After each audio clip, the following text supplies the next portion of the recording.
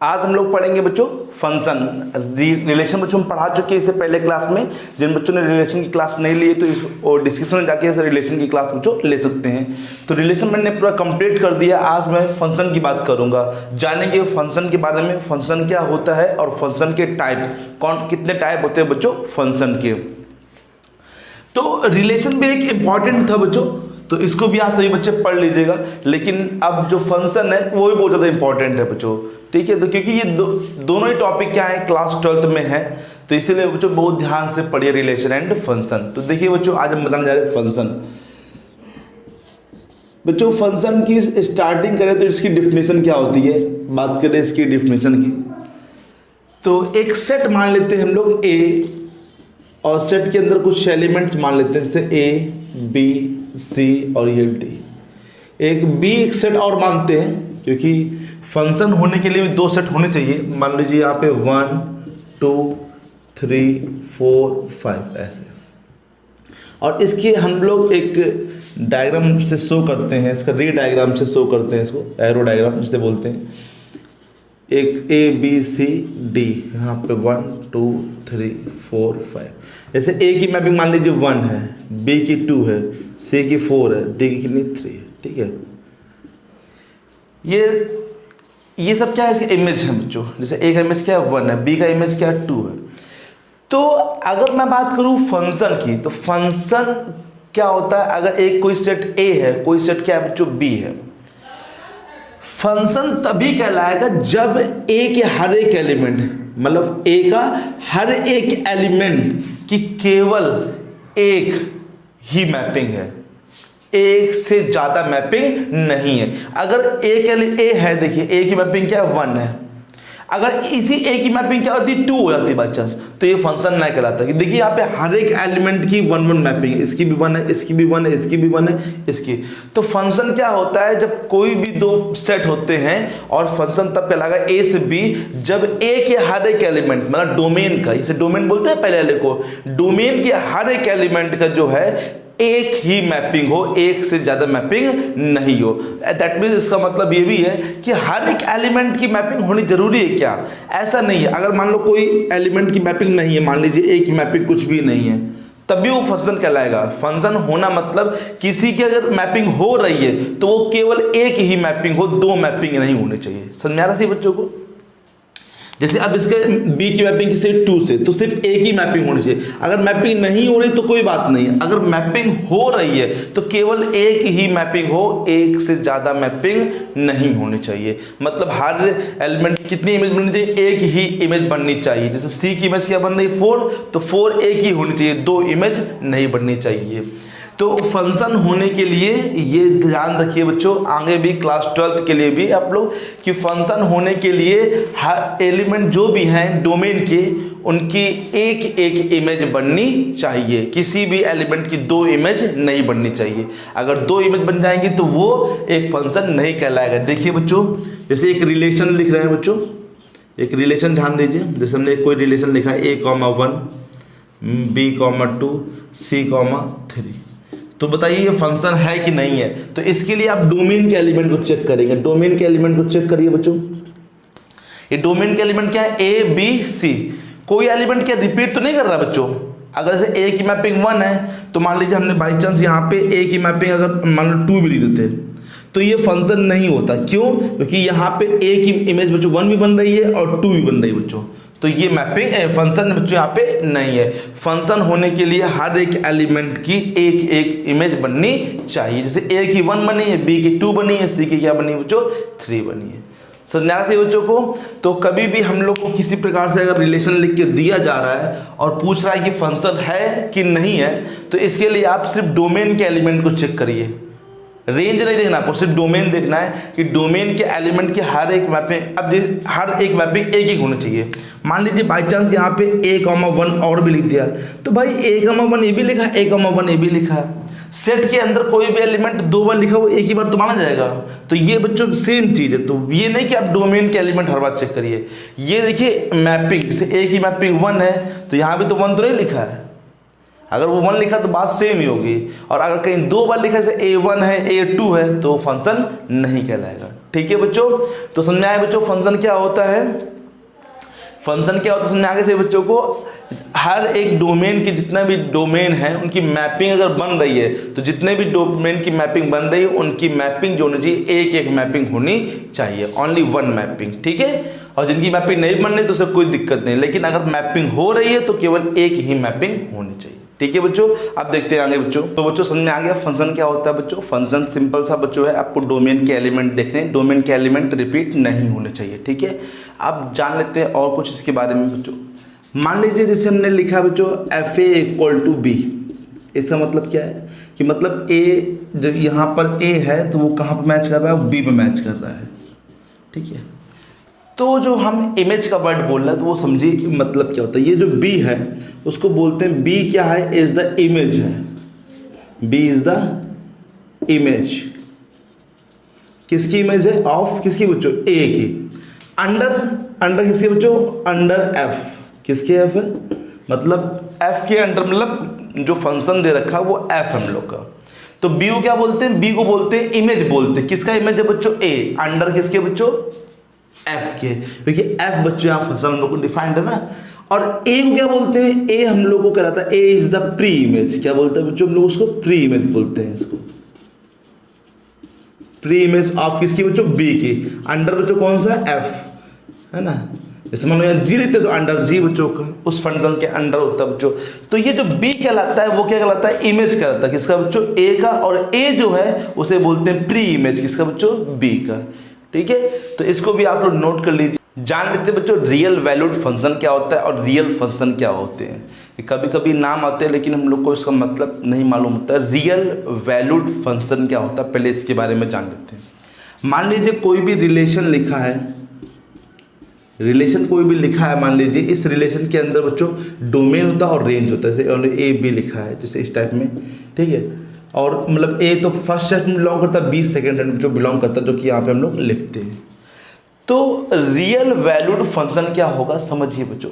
जो ये रेंज देख रहे हैं आप लोग, रेंज, ये जो रेंज होनी चाहिए या तो R हो, R का मतलब रियल नंबर हो, या तो उसका सबसेट हो। सबसेट का मतलब समझ रहे हैं ना, सबसेट का मतलब क्या होता है। ऐसे रियल नंबर के सबसेट क्या होंगे, बहुत सारे होंगे बच्चों। रियल नंबर क्या होते हैं, रियल नंबर होते हैं -∞ से लेके +∞ तक, ये सभी होते हैं बच्चों। सब नंबर आते हैं इसमें -∞ से लेके +∞ के बीच में जितने भी नंबर होते हैं सब होते हैं। तो इसके जो भी सबसेट बनेंगे, बहुत सारे बच्चों सबसेट बनेंगे इसके। तो जो रेंज है, जो रेंज देख रहे हैं आप लोग, ये क्या होनी चाहिए, रेंज होनी चाहिए वो या तो R हो, या तो रियल नंबर हो, या तो उसका कोई सबसेट हो। रेंज की बात कर रहे हैं, रेंज की, तो उसे बोलेंगे, जब ऐसा होगा तो उसे बोलेंगे रियल वैल्यूड फंक्शन। और जब डोमेन, जब इसका डोमेन जो होगा वो भी क्या होगा, या तो R होगा, या तो R हो, या तो फिर क्या हो, कोई सबसेट हो R का, तो उसे बोलते हैं रियल फंक्शन। क्या बोलते हैं, रियल फंक्शन। और इसको क्या बोलते हैं, जब रेंज की बात करते हैं तो इसको बोलते हैं real valued function, real valued function, ठीक है बच्चों। जब रेंज देखते हैं, रेंज क्या है, एक कोई रियल नंबर है, रियल नंबर का सबसेट है तो उसे बोलते हैं रियल वैल्यूड फंक्शन। और जब डोमेन देखते हैं, डोमेन कोई रियल नंबर है तो उसे बोलते हैं रियल फंक्शन बोलते हैं, ठीक है। अब चलते हैं हम लोग टाइप ऑफ फंक्शन की तरफ। तो सभी बच्चे डाले टाइप ऑफ फंक्शन, हेडिंग डालें बच्चों। सबसे पहला बच्चों जो फंक्शन आएगा टाइप ऑफ फंक्शन में आएगा वो है आइडेंटिटी फंक्शन। कौन सा बच्चों, आइडेंटिटी फंक्शन।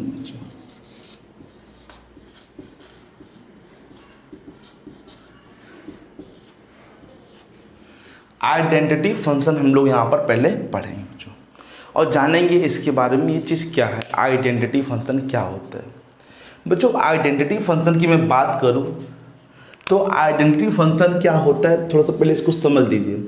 आइडेंटिटी फंक्शन होता है, जैसे हमने यहाँ पे 1 लिखा है तो आंसर क्या आना चाहिए, 1 ही आना चाहिए।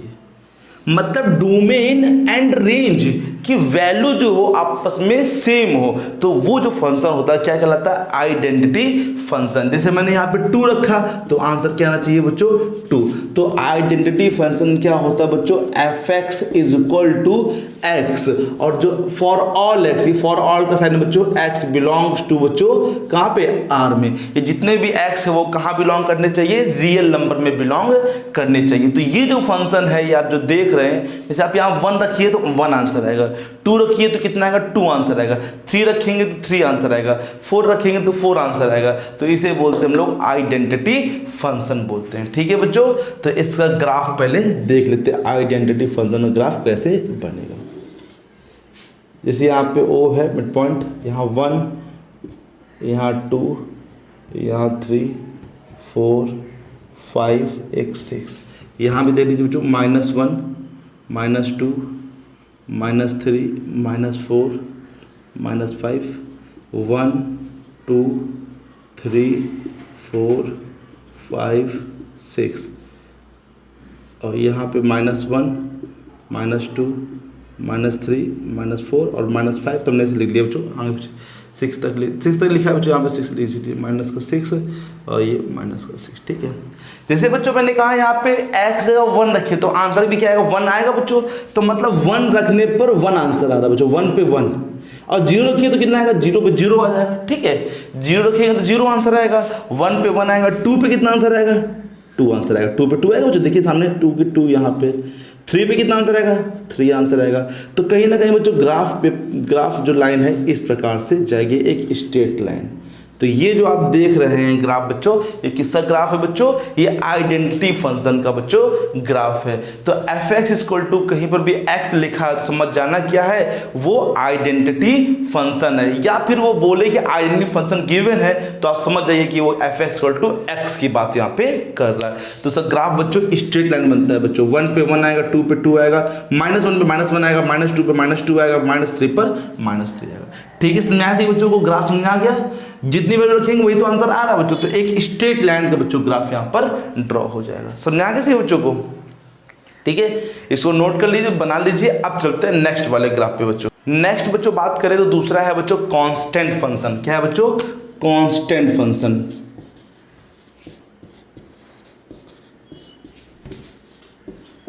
कांस्टेंट फंक्शन बच्चों क्या होता है, कांस्टेंट फंक्शन वो होता है इसमें कोई वैल्यू पुट कर लो, जैसे एफ एक्स इक्वल टू लिखा है, जैसे मान लीजिए सी, तो आप F1 पुट करिए तब भी क्या आएगा, C आएगा। F2 पुट करिए तब भी क्या आएगा, C, जिसकी वैल्यू कभी चेंज नहीं होती है। कुछ भी आप रख लीजिए, कोई भी रियल नंबर रख लीजिए, उसका बच्चों आंसर वो एक ही समान रहता है। तो उसे क्या बोलते हैं, क्या बोलते हैं बच्चों, कांस्टेंट फंक्शन। तो एफ एक्स इक्वल टू क्या होगा, C, और x कहाँ बिलोंग कर रहे हैं बच्चों, रियल नंबर में। जैसे एक हम आपको एग्जाम्पल लेके दिखाते हैं, मान लीजिए एफ एक्स इक्वल टू जैसे लिखा है 2, तो इसका आपको ग्राफ बनाने को आ गया कि बनाइए ग्राफ, इसका कांस्टेंट फंक्शन है, ग्राफ बना के दिखाइए। तो ग्राफ बनाने के लिए आप क्या करेंगे, सिंपल सा एक, अब इसको लिखा नहीं देंगे बच्चों, यहाँ पे रफ नहीं करेंगे इसको, देखिए हर बार लिखना ही पड़ेगा बच्चों। यहाँ पे -1, -2, -3, -4, -5, -6, 1, 2, 3, 4, 5, -1, -2, -3, -4, -5, -6। देखिए बच्चों ध्यान से, अगर हम 1 रखते हैं तो 1 पे कितना आंसर आएगा, 2 आंसर आएगा। 0 रखेंगे तब भी कितना आएगा, 2 आएगा। -1 रखेंगे तब भी कितना आएगा, 2 रखेंगे तब भी 2 आएगा। 3 रखेंगे तब भी 2, सब में 2 आंसर आएगा बच्चों। तो ये बनेगा बच्चों कुछ इस टाइप से ग्राफ। तो ये किसका बच्चों ग्राफ है, F x is equal to 2। मान लीजिए 3 होता तो 3 पे बनता लाइन बच्चों, ये स्ट्रेट लाइन बनेगी parallel to the x axis. किसके पैरेलल होगी बच्चों, एक्स एक्सिस के पैरेलल यहाँ पर बच्चों ग्राफ बनेगा। जब कोई भी लाइन पैरेलल हो बच्चों एक्स एक्सिस के, तो समझ जाइए कि वो फंक्शन कौन सा है, कांस्टेंट फंक्शन है। ठीक है, तो ये कांस्टेंट फंक्शन हमेशा स्ट्रेट लाइन बनती है और parallel to the x axis. किसी बच्चों पैरेलल होती है बच्चों, एक्स के पैरेलल यहाँ पे होती है। ठीक है बच्चों, आप देखते हैं नेक्स्ट फंक्शन बच्चों। नेक्स्ट बच्चों फंक्शन की बात करूं तो नेक्स्ट बच्चों है पॉलिनोमियल फंक्शन बच्चों। कौन सा बच्चों, polynomial function.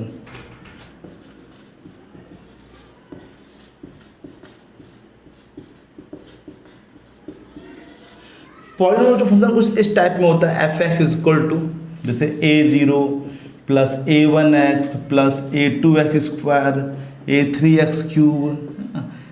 Date S a n x की पावर एन, मतलब ये A0 A1 A2 A3 क्या है बच्चों, एक रियल नंबर है, ठीक है। और x भी कहाँ बिलोंग कर रहा है, रियल नंबर में बिलोंग कर रहा है। तो ये पॉलिनोमियल बच्चों पढ़ा होगा हमने क्लास छोटे पे 9th में कि पॉलिनोमियल क्या होता है। तो यही पॉलिनोमियल बच्चों क्या है, यहाँ पे फंक्शन है कुछ इस टाइप में, कोई भी ग्राफ मतलब ये नंबर लिखे होंगे बच्चों तो क्या कहलाएंगे, पॉलिनोमियल फंक्शन। जैसे कि एग्जाम्पल रूम में समझ लीजिए, जैसे लिखा है 2x² प्लस का 5x प्लस का 3, तो ये क्या है, पॉलिनोमियल फंक्शन है बच्चों, ठीक है।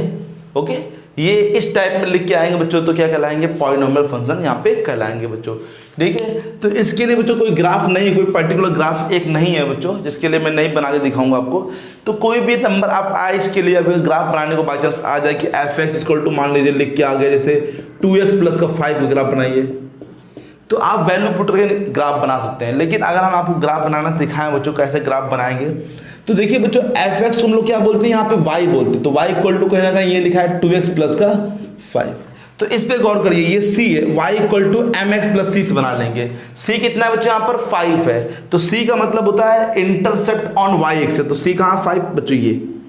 अब देखिए इस पे गौर करिए, ये पॉजिटिव की नेगेटिव, ये पॉजिटिव है, तो पॉजिटिव का मतलब इस प्रकार से बनेगा, क्यों, क्योंकि यहाँ से जो एंगल बनेगा वो एक्यूट एंगल बनेगा, एक्यूट एंगल बनेगा तो स्लोप जो होगा वो पॉजिटिव होगा बच्चों, ठीक है। ये आगे क्लास 11th में आगे है बताएंगे बच्चों, लेकिन अभी थोड़ा समझ लीजिए, अगर पॉजिटिव होगा तो इस साइड से बनेगा, और अगर यही -2x होता तो ये इस साइड से बच्चों बनता है यहाँ पे, ठीक है बच्चों। अभी हम आगे पढ़ाएंगे स्लोप वगैरह बच्चों, यहाँ पे अभी नहीं है, तो आगे पढ़ाएंगे। तो अभी आप समझ लीजिए सर ग्राफ को इस प्रकार से बनाएंगे, तो ये सिर्फ ध्यान देंगे, ठीक है, कि ये क्या है 5 है तो 5 पे जाइए, अगर -5 होता तो -5 पे होगा, अगर पॉजिटिव होगा तो इस प्रकार जाएगा, नेगेटिव होगा तो इस प्रकार से आएगा, ठीक है। पॉजिटिव में इस प्रकार से हमेशा बनता है, नेगेटिव में हमेशा इस साइड से बनता है, ठीक है बच्चों। आप देखते हैं बच्चों नेक्स्ट फंक्शन बच्चों। अब नेक्स्ट बच्चों फंक्शन है रैशनल फंक्शन बच्चों। नेक्स्ट कौन सा बच्चों फंक्शन है, रैशनल फंक्शन। रैशनल फंक्शन बच्चों, रैशनल फंक्शन कुछ इस टाइप से होते हैं, ऊपर भी क्या होना चाहिए, पॉलिनोमियल बच्चों होना चाहिए, नीचे भी क्या होना चाहिए बच्चों, पॉलिनोमियल होना चाहिए। ऊपर नीचे gx और hs क्या है बच्चों, पॉलिनोमियल फंक्शन है बच्चों। जब ये रैशनल फंक्शन क्या होते हैं, p मतलब g/h के फॉर्म में होते हैं, और gx और hs क्या है, दोनों पॉलिनोमियल हैं, तो इस फंक्शन को क्या बोलेंगे बच्चों, रैशनल फंक्शन बोलेंगे, ठीक है बच्चों। अभी जब एग्जाम्पल इसके लगवाएंगे तो उसमें ग्राफ बहुत है बच्चों, तो वो ग्राफ x² के x³ के सभी बच्चों ग्राफ बना के दिखा देंगे, ठीक है। अभी जिसमें नहीं ग्राफ, जैसे इसमें अब कोई पर्टिकुलर फंक्शन तो होगा नहीं बच्चों, तो इसका कोई पर्टिकुलर ग्राफ नहीं है बच्चों। जैसा कोई एक पर्टिकुलर ग्राफ होगा बच्चों, उसका हम बना के दिखा देंगे, बाकी जो ग्राफ बचेंगे वो एग्जाम्पल से जब पढ़ाएंगे बच्चों तो बनवा देंगे, ठीक है बच्चों। x² के x³ के 1/x के जो भी ग्राफ है वो हम बाद में बनवा देंगे, ठीक है बच्चों।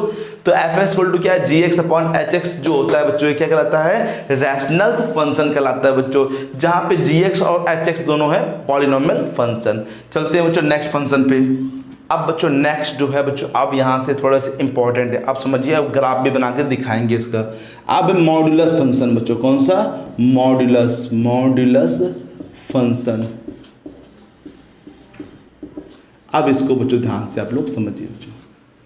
मॉडुलस फंक्शन तो आप लोग जानते होंगे, मॉड के अंदर कोई भी चीज़ लिखी है, जैसे मॉड के अंदर कोई भी लिखा है x लिखा है, तो f(x) = x, जैसे हमने वहाँ पे 1 रखा तो क्या आएगा, 1 रखेंगे तब भी 1 आएगा, -1 रखा, -1 रखिए तब भी कितना आएगा, 1।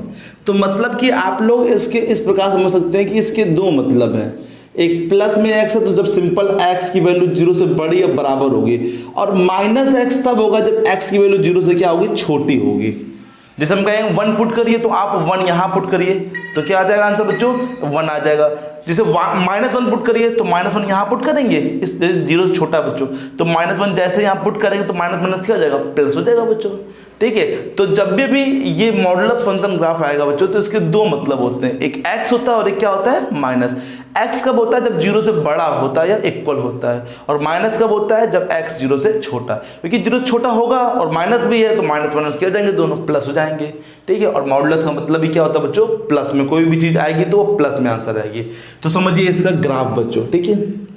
जैसे हमने कहा अभी 1 रखेंगे तो कितना आएगा, 1 आएगा, 2 रखेंगे तो 2 आएगा, 3 रखेंगे तो 3 आएगा, 4 रखेंगे तो 4 आएगा बच्चों। तो कहीं ना कहीं ये लाइन बच्चों बनेगी, ऐसे नीचे नहीं जाएगा बच्चों। -1 रखेंगे तब भी कितना आएगा, +1 आएगा बच्चों, आएगा। और -2 रखेंगे तो +2 आएगा, -3 रखेंगे तो भी +3 आएगा। तो ये तो ये बच्चों ग्राफ जो है बच्चों थोड़ा सा ये इस प्रकार से, चलिए थोड़ा सा ऊपर बनेगा, चलिए देखिए 3 पे 3 आएगा, 4 पे 4, समझ में आया बच्चों, स्ट्रेट लाइन बनेगी। तो ये F x is equal to कौन सा बच्चों, एक्स है बच्चों, ये एफ एक्स इक्वल टू क्या है बच्चों, माइनस एक्स है बच्चों, और ये जो पूरा ग्राफ है वो किसका बच्चों है, F x is equal to mod x का ग्राफ है बच्चों, ठीक है, F x equal to mod x. समझा ऐसा बच्चों को, वी शेप में बनता है बच्चों, वी शेप में ग्राफ इसका हमेशा बनता है बच्चों। अब इसी में बात करूं, मान लीजिए F x equal to simple से एक्स प्लस 1 लिख के आ गया, तब कैसे ग्राफ बनाएंगे आप लोग। मान लीजिए अब ग्राफ इसका बोल दिया गया बनाने के लिए, अभी तो मैंने मॉड एक्स का ग्राफ बनाया, अब अगर एक्स का बोल दिया जाए, मतलब एक्स प्लस 1 का बोल दिया जाए, तो आप लोग चेक करिए जीरो कहाँ पे हो रहा है, तो x plus 1 equal to zero check कर लीजिए, तो एक्स इक्वल टू कहाँ पर हो रहा है बच्चों, -1 पर। तो इसका ग्राफ जो होगा जीरो से ना उठ के यहाँ से उठेगा, -1 के इस तरफ जाएगा, -1 से इस तरफ जाएगा। समझा रहा नहीं यार बच्चों, बताइए। जैसे समझिए एफ एक्स इक्वल टू मान लीजिए लिखा है x माइनस 2 लिखा है, तो इसको जीरो करिए, x minus 2 equal to zero, तो x इक्वल टू क्या आएगा 2, तो मतलब ये 2 से स्टार्ट, मतलब ग्राफ कहाँ स्टार्ट होगा, यहाँ से 2 से इधर जाएगा और 2 से इधर जाएगा, ठीक है बच्चों। क्योंकि 2 पर बच्चों ये 0 हो रहा है, तो 2 से जितने भी बच्चों बड़े होंगे, जैसे 3, 4, 5, मतलब 2 जितने भी बड़े होंगे तो पॉजिटिव होगा, और 2 जितने छोटे होंगे वो सब पे क्या होगा, वो निगेटिव साइड जाएगा बच्चों। समझ में आया।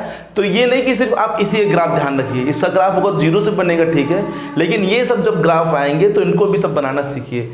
अब मान लीजिए लिख के आगे कोई पूछे भैया कि 2x प्लस 1 लिखा, तो फिर तो आप 2x प्लस 1 इक्वल टू 0 करिए आप लोग, तो x इक्वल टू कितना आ जाएगा, -1/2, मतलब माइनस का हाफ कहाँ होगा, माइनस का हाफ यहाँ पर होगा बच्चों। तो एक इधर से बना दीजिए, एक ऐसे बना दीजिए, वी शेप में बनता है ग्राफ बच्चों इसका, ठीक है। तो इसको नोट कर लीजिए, कोई भी function F x equal to mod x, जहाँ पे फॉर ऑल एक्स कहाँ बिलोंग करेंगे बच्चों, रियल नंबर में, कोई भी एक्स यहाँ पे आप रख सकते हैं, कोई भी रियल नंबर आप यहाँ पुट कर सकते हैं, ठीक है। तो इसका ग्राफ जो होता है इस टाइप में होता है। आप चलते हैं बच्चों नेक्स्ट सिग्नम फंक्शन पे बच्चों। अब बात करते हैं सिग्नम फंक्शन की बच्चों। सिग्नम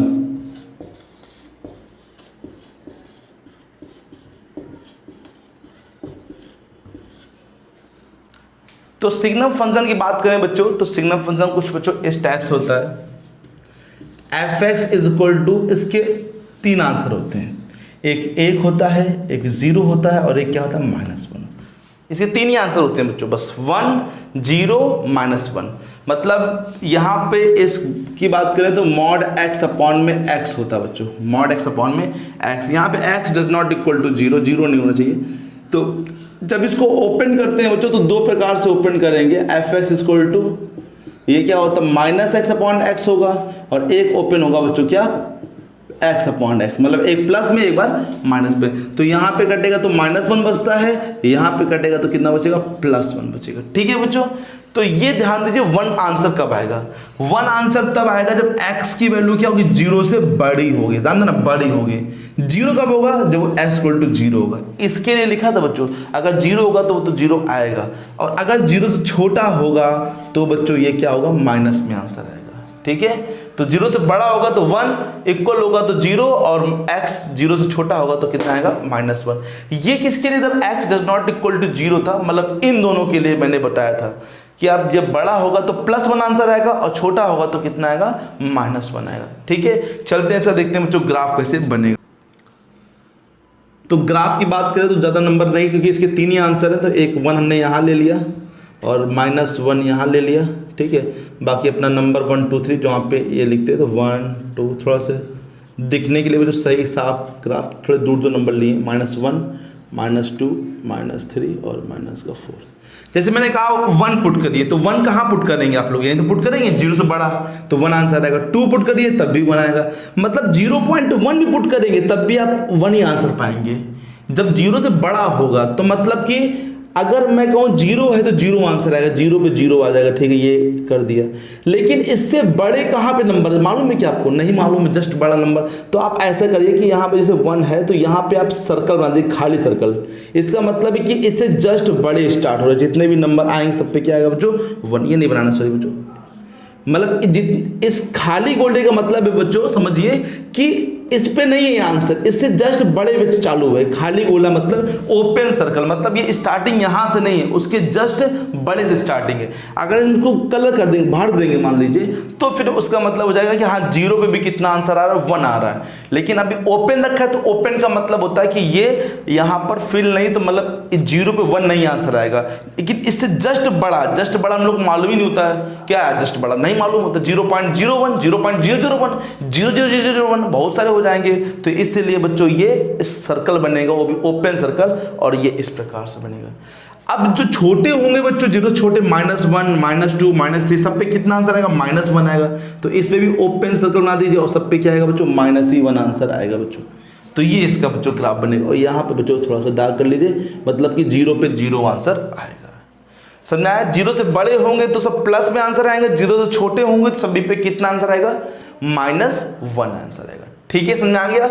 नोट कर लीजिए, इसको बना लीजिए। चलते हैं बच्चों नेक्स्ट फंक्शन की तरफ।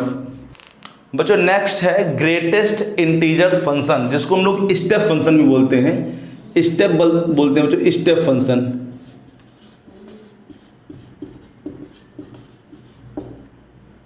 या फिर ग्रेटेस्ट इंटीजर फंक्शन, जैसे नाम से ध्यान देना बच्चों, ग्रेटेस्ट इंटीजर फंक्शन। इसको डिनोट बच्चों कैसे करते हैं, f(x) = x, greatest integer function x। ये और x कहाँ बिलोंग करेगा बच्चों, R में। पहले तो इसका मतलब ही समझ लेते हैं कि इसका मतलब होता क्या है। f(x) = x है, ये क्या है, ग्रेटेस्ट इंटीजर फंक्शन या फिर स्टेप फंक्शन बोलते हैं। ठीक है बच्चों, इसका एक नाम और होता है फ्लोर फंक्शन भी बोलते हैं, फ्लोर फंक्शन भी इसी को बोलते हैं बच्चों। तो इस पर थोड़ा सा गौर करिए बच्चों, इस पर क्या चीज़ है ना। अभी आपको मैं मॉड पढ़ाया बच्चों, मॉड x है कि इसके अंदर कोई भी नंबर होगा, -2 लिखा तो +2 हो जाएगा, 2 लिखा तो 2 हो जाएगा। अब इसका क्या मतलब है तो समझिए ध्यान से, पहले इसका मतलब समझ लेते हैं और फिर ग्राफ समझ लेते हैं। जैसे कोई भी इसके अंदर चीज़ लिखी, मान लीजिए 5 लिखा तो आंसर 5 ही आएगा। -5 लिखा है तब भी -5 आएगा, 6 लिखा है तब भी 6 आंसर आएगा। तो फिर क्या चीज़ है ये भाई, ग्रेटेस्ट इंटीजर फंक्शन है तो यही आएगा इंटीजर फंक्शन।